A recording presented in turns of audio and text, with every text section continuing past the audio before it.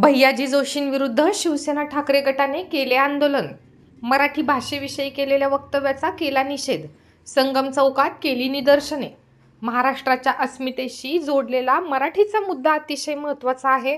महाराष्ट्राच्या राजधानीमध्ये मुंबईत मराठी भाषेबद्दल भैयाजी जोशी यांनी केलेले वक्तव्य हा केवळ खोडसाळपणा नाही, तर गुजराती श्रेष्ठींना खुश करण्याचा प्रयत्न आहे.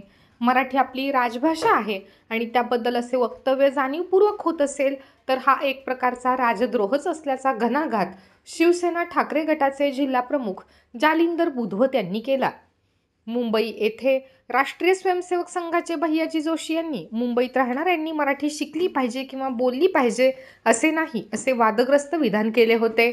याबद्दल बुलढाण्यात शिवसैनिकांचा तीव्र प्रतिक्रिया उमटल्या आहेत. शिवसेना जिल्हा प्रमुख जालिंदर बुधवत यांच्या नेतृत्वात संगम चौकात निषेध आंदोलन करण्यात आले.